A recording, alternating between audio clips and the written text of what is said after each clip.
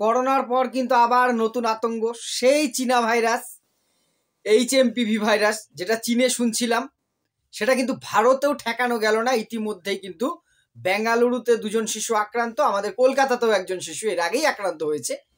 যদিও আতঙ্কিত হবার মতন কিছু নেই, এটি করোনার মতন অত মারণ নয় বিষয়টি। এই HMPV ভাইরাসটা আসলে কিভাবে সংক্রমণ ছড়াচ্ছে, বিভিন্ন তথ্যগুলো নিয়ে আজকের ভিডিওতে আমি কিছুটা আলোচনা করব। তাহলে কি এক্ষুনি লকডাউন হচ্ছে, স্কুল কলেজ কি আবার বন্ধ হয়ে যাবে, আবার কি সে মাস্ক পরতে হবে, আবার স্যানিটাইজারের যুগ ফিরে আসলো, 3 বছর 4 বছর আগের সেই বিভীষিকা কি আমাদের আবার চেয়ে ধরবে? সেই বিষয় নিয়ে আমরা অনেকে আতঙ্কিত। প্রথমে বলে আতঙ্কিত হবার মতন কিছু নেই। এই বিষয় নিয়ে আজকে কয়েকটি কথা বলবো, আশা করি আমরা সবাই একটু সচেতন হতে পারবো। নমস্কার, আমি প্রাণ চক্রবর্তী। বিভিন্ন বিষয় নিয়ে আমি কথা বলি প্রতিদিন আপনাদের সাথে। আজকে যেটা এই মুহূর্তে আমাদের সবাইরই প্রায় টিভিতে বা অন্যান্য সংবাদপত্রে, সোশ্যাল মিডিয়া আপনারা অবগত হয়েছেন যে HMPV নামক ভাইরাস চায়না থেকে আবার ছড়িয়ে যায়। চায়না মানেই একটা সন্দেহের জায়গা, সত্যি বলে চায়নাকে বিশ্বাস করা যায় না। এক করোনায় আমাদেরকে গৃহবন্দী করে দিয়েছিল, মানুষের জীবন তছনছ করে দিয়েছিল। যেতে না যেতেই সেই ক্ষতি এখনো ক্ষত রয়েই গেছে আমাদের। তারই মধ্যেই চায়না আবার বাজারে একটা নতুন ভাইরাস ছেড়েছে। আমি ছেড়েছে কথাটা খুব আপনার যে সচেতনভাবে ইউজ করলাম, কিন্তু কারণ ওরা এই সমস্ত বিভিন্ন জৈব অস্ত্র ব্যবহার করছে, মানে প্রস্তুতের পরীক্ষা নিরীক্ষা করছে বলেই পৃথিবীর বিভিন্ন দেশের বিজ্ঞানীরা, সাধারণ মানুষ, আমাদের অনেকেরই আশঙ্কা। যাই হোক, সেই বিতর্ক নিয়ে আজকের ভিডিও আমাদের নয়। চায়না থেকে নতুন একটা ভাইরাস ছড়িয়েছে, যেটা কিন্তু সেই করোনার মতোই ছড়াচ্ছে। ভাইরাসটার নাম আপনারা শুনে এতক্ষণ মুখস্থ করে ফেলেছেন, HMPV, তাই তো? হিউম্যান মেটানিউমো ভাইরাস পুরো নাম। এবারে এই ভাইরাসটা কিভাবে সাধারণত ছড়াচ্ছে সেই কোভিড আমরা যেটা দেখেছিলাম, COVID-19 অনেকটা সেই রকমই। সে আমরা হাঁচি বা কাশি দিলে যে ড্রপলেট, মানে হাসলে পরে যে জলের মতন যে ইয়েগুলো বেরোয়, সেখান থেকেই সাধারণত লালা এবং ড্রপলেটের মধ্যে দিয়ে ছড়াচ্ছে, এটাই বলা হচ্ছে। সাধারণত এটা কি ধরনের অসুখ? এটা হচ্ছে শ্বাসতন্ত্রের, মানে শ্বাসের সমস্যাটাই বেশি হয়, যেখান থেকে উপসর্গগুলো আমি বলছি আপনারা জানেন অনেকটাই, তাও আরেকটু আমি ক্লিয়ারভাবে বলবার চেষ্টা করব। ভুল হলে আপনারাও ধরিয়ে দেবেন অবশ্যই।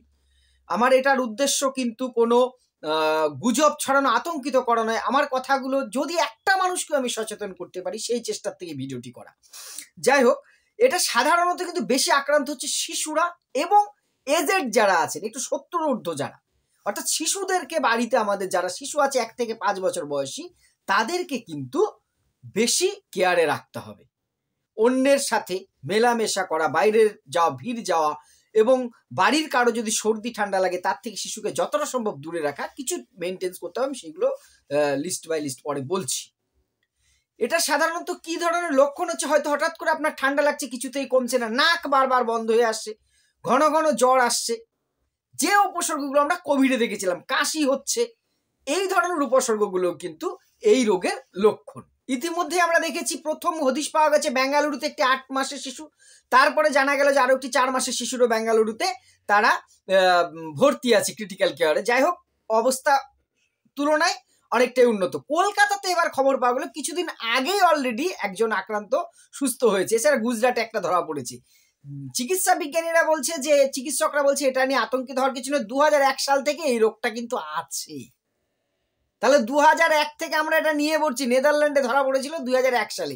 ফলে প্রথমেই বলছি, আতঙ্কিত হবেন না, গুজবে কান দেবেন না, কালকেই লকডাউন হবে না, ওই আপনাকে আগের মতন সব বন্ধ হয়ে যাবে না, সেরকম কিচ্ছু হবে না।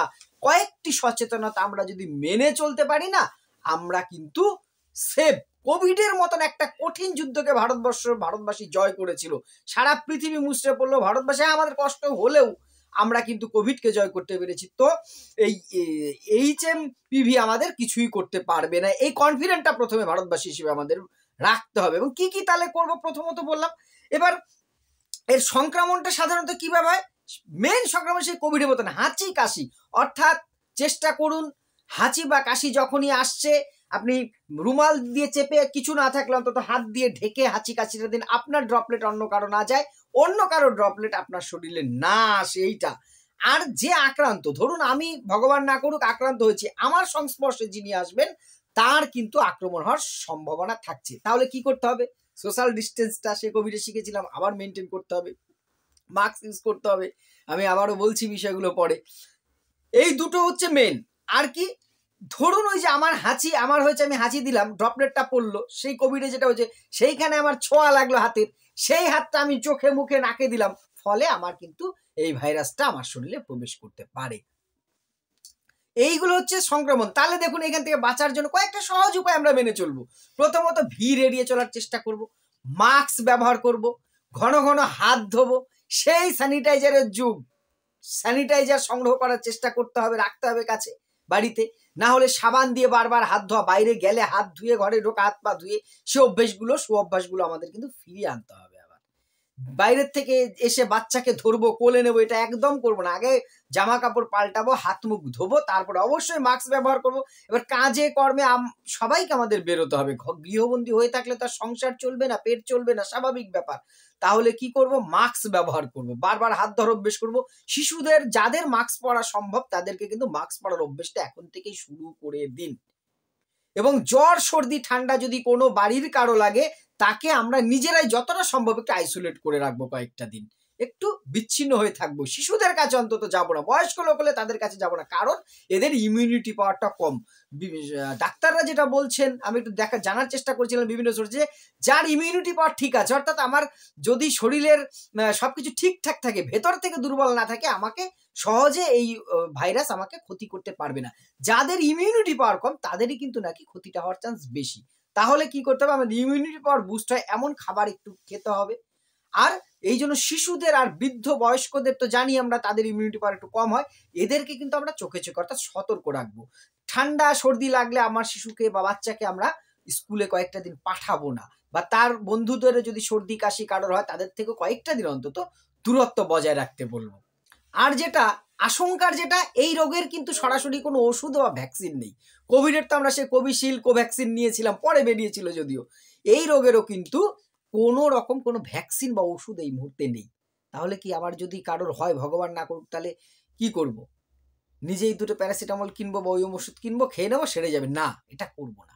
আমরা ডাক্তারের কাছে যাব, হসপিটালে যাব, বা কোনো ফিজিশিয়ানের কাছে যাব, তার প্রেসক্রিপশনকৃত যে সমস্ত ওষুধ, যে ওষুধগুলো দেবে সেইগুলো খাবো। আর যেটা বললাম, পরিচ্ছন্নতা রাখবো, একটু আইসোলেট থাকার চেষ্টা করব, অবশ্যই মাস্ক ব্যবহার করব, আর পুষ্টিকর খাবার এবং ব্যায়াম। একটু শরীর যদি আমরা ব্যায়াম ট্যামের সময় করি, তাহলে নাকি একটু কিন্তু উপকার হতে পারে। আর যেটা খুব বেশি করে জল খাবো। জল কিন্তু আমাদের একটা বিরাট শক্তিশালী জিনিস আমাদের প্রত্যেকটা হিউম্যানের জন্য।